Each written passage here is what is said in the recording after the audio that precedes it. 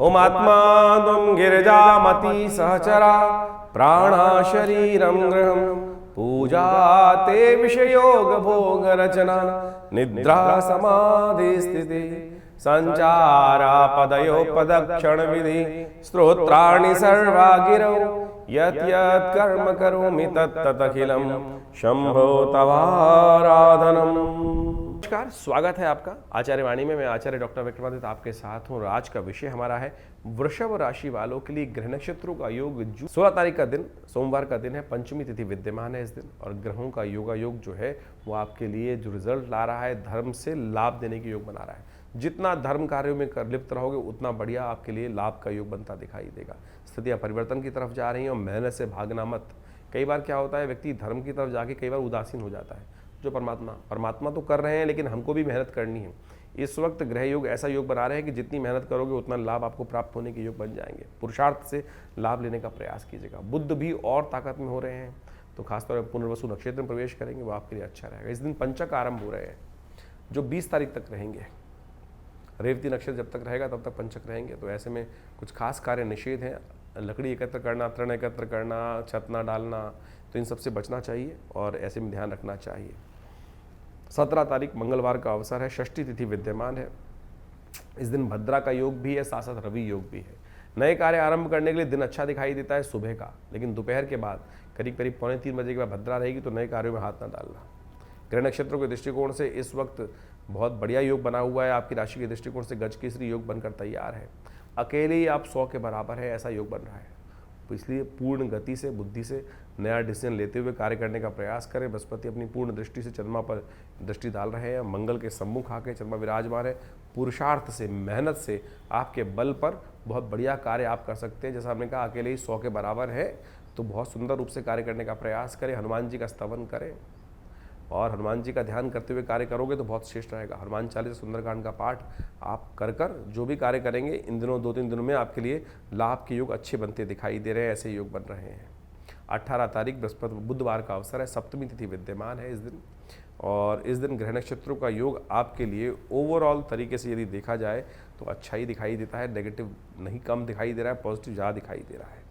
इस समय विशेष तौर पर बस हिम्मत, विश्वास को दृढ़ करते हुए कार्य करने की ज़रूरत है। वृषभ राशि को ध्यान रखना चाहिए। नेगेटिव मत सोचना, सोच के जाओ, पॉजिटिव सोच के जाओ, और बिल्कुल काम पॉजिटिव होने के योग भी आपकी मेहनत के अनुसार है। जो आपके काम में जितनी मेहनत करोगे ना, उतना लाभ प्राप्ति के योग अवश्य बनते दिखाई दे रहे हैं। शिव का ध्यान करो, सुबह सुबह शिव का ध्यान करके कार्य करने का प्रयास कीजिए। चीज़ें आपके लिए अच्छी बनती दिखाई दे रही है। पॉजिटिव रिजल्ट आने के योग बनते दिखाई दे रहे हैं। 19 तारीख का दिन ग्रह नक्षत्रों के दृष्टिकोण से बृहस्पतिवार का दिन है, और साथ साथ अष्टमी तिथि विद्यमान है उदया तिथि के रूप में। ग्रह नक्षत्र आपके लिए खास तौर पे एक इशारा कर रहे हैं कि हमको सावधानी के साथ कार्य करने की ज़रूरत है। लालच फंसा सकता है। पुरानी कहावत है कि लालच में दोनों गए, माया मिली न राम। इस बात का ध्यान रखिएगा। कहीं ना कहीं आपको कोई सब्ज बाग दिखा के, लालच दिखा के कोई ना कोई नए आदमियों से कहीं ना कहीं परेशानी होने के योग बन सकते हैं। जिनका कोई ठौर नहीं, ठिकाना नहीं, जानते नहीं, पूछते नहीं, उनके साथ कार्य करने से आपको बचना चाहिए। इस बात का ध्यान रखते हुए कार्य करना है। कोशिश करें दूध का दान करने का प्रयास करें। खीर का भोग मंदिर में लगाएं, भगवती का आशीर्वाद मिलेगा। बृहस्पतिवार का दिन है। केसर युक्त या विशेष तौर पर पीली जो भी चावल इत्यादि बनाकर भगवान को अर्पित करना, वो आपके लिए कल्याणकारी योग बनाएगा। 20 तारीख का दिन शुक्रवार का दिन है। नवमी तिथि इस दिन विद्यमान रहेगी ग्रह नक्षत्रों के दृष्टिकोण से, और ग्रहों का परिवर्तन का योग भी बनता दिखाई दे रहा है, जो आपके लिए खास तौर पर दिन बहुत अच्छा है, लेकिन अगले दिन से थोड़ा नुकसान होने के योग दिखाई देते हैं। शाम थोड़ी भारी दिखाई देती है। स्वास्थ्य का ध्यान रखते हुए ऐसा काम ना करें जिसमें बहुत ज़्यादा बियॉन्ड आपको शक्ति लगानी पड़े। स्वास्थ्य पर भारी पड़ सकता है, शाम को उसका रिजल्ट देखने को मिल सकता है, तो ध्यान रखें। धीरे धीरे काम करें, अपनी शक्ति को संचय रखने का प्रयास करें। स्वास्थ्य, मौसम थोड़ा गर्म हो रहा है, इसलिए स्वास्थ्य पर ध्यान रखने की ज़रूरत ज़्यादा रहेगी। हो सके तो महामृत्युंजय मंत्र का जप करें। नए कार्य आरंभ करने के लिए दिन अच्छा दिखाई देता है। तो अभी आपने ग्रहों का विभिन्न प्रभाव आपके जीवन में आपकी राशि के अनुसार से क्या रहेगा ये समझा।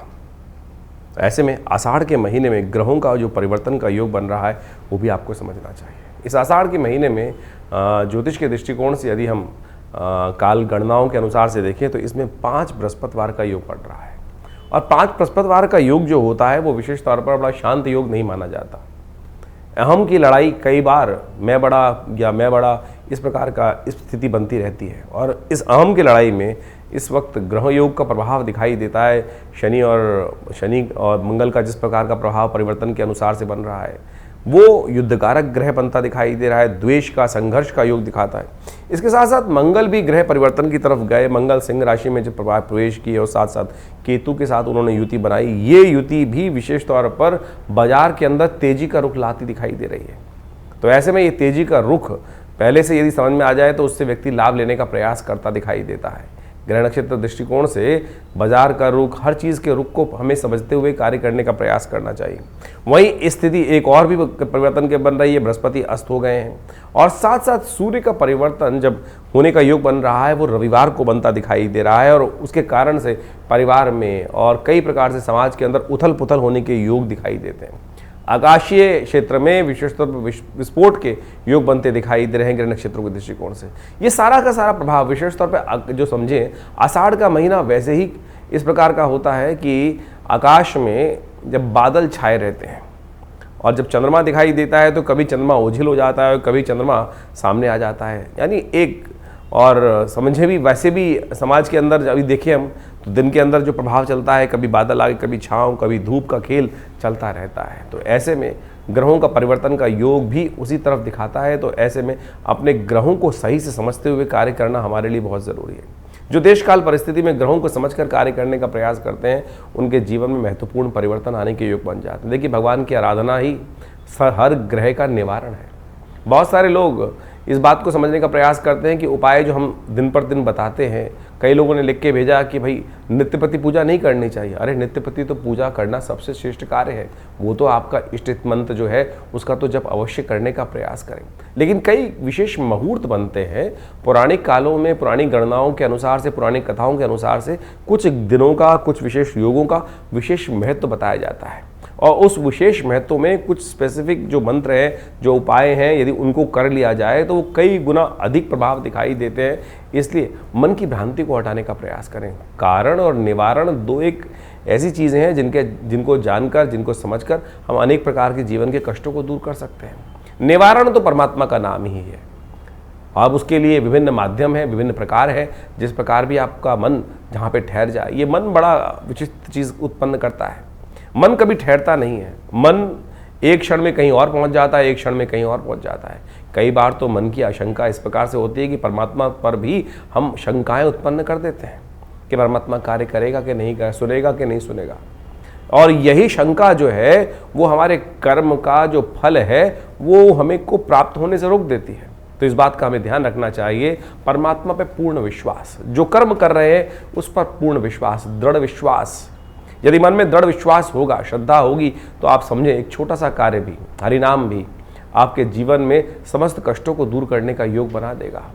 कहा जाता है ना, एक घड़ी आदि से पुनियाद, तुलसी संगत साथ की हरे कोट अपराध। लेकिन वो कब होगा? जब मनसा वाचा कर्मणा तीनों रूप से देहात्म बुद्धि से रहित होकर उस परमात्मा की शरण में जाकर एक बार हरिनाम का वो स्मरण करेंगे। तब हम उस हरिनाम के स्मरण को किस प्रकार से करने का प्रयास करते हैं। जो भी कार्य कर रहे हैं, वैसे तो कहा गया है कि 24 घंटे अहर्निश उस परमात्मा का नाम लेने का हमें प्रयास करना चाहिए। लेकिन कई बार तो क्या होता है, स्थिति ऐसी होती है कि बहुत सारे अलग अलग भाव मन में चल रहे होते हैं। लेकिन यदि ये स्थिति बन जाए कि हम 24 घंटे परमात्मा का नाम लें, तो हो सकता है कोई एक क्षण तो ऐसा आएगा कि जब पूर्ण निष्ठा के साथ उस श्री हरि के चरणों में हमारा मन लगा होगा। और जब वो क्षण आ गया तो समझें कि जितनी मेहनत 1.25 लाख, 2 लाख, 5 लाख मंत्र जप करने का प्रभाव 1 सेकंड में आपको प्राप्त हो जाएगा। तो इसलिए भारतीय संस्कृति में ज्योतिष विज्ञान में कारण और निवारण दोनों को मार्ग को प्रशस्त किया गया है। कारण जाना जाता है ग्रहों की गणना के अनुसार से, अनुभव के माध्यम से, और उपाय किए जाते हैं जिस प्रकार से भारतीय संस्कृति में ज्योतिष के अनुसार से बताया गया है। सबसे श्रेष्ठ उपाय जो बताए गए, मंत्र जप, यज्ञ, दान, यही सबसे श्रेष्ठ उपाय है। आप इसको अवश्य करने का प्रयास करना चाहिए। और आज हम विशेष तौर पर बहुत सारे अलग अलग प्रकार के उपायों को हम समझाने का जो प्रयास करते हैं, सत्य रूप में काम करता है। अभी एक व्यक्ति हमारे पास आया, बहुत परेशान था कुछ वर्ष से और उसके कष्ट दूर हुए नहीं रहे थे। तो हमने विशेष तौर पर एक अनुष्ठान, जिसको हम बहुत मुश्किल से लोग लगातार लगे रहते हैं कि कोई भगवती बगलामुखी का अनुष्ठान कर दीजिए, ऐसा कर दीजिए, बहुत जब आवश्यकता होती है तब करने की ज़रूरत बनती है। और जब किया जाता है तो वो कई प्रकार के कष्टों को दूर करने के योग बनाता है। तो आप समझे, ये मंत्र जप इत्यादि, मुहूर्त इत्यादि बिल्कुल विशेष हैं। तो अपने देश काल परिस्थिति को समझते हुए, ग्रहों को समझते हुए सही रूप से करने का प्रयास करें, तब जाके जीवन में उन मंत्रों का प्रभाव आपको स्वयं देखने को मिलेगा। तो ये छोटे छोटे उपाय जो हमने आपके समक्ष रखे, आशा करते हैं इनको आप अपने जीवन में उतारेंगे। और शंकाओं का निवारण करने के लिए आप हमारे इस चैनल पर जाकर अपने प्रश्नों को भेज सकते हैं।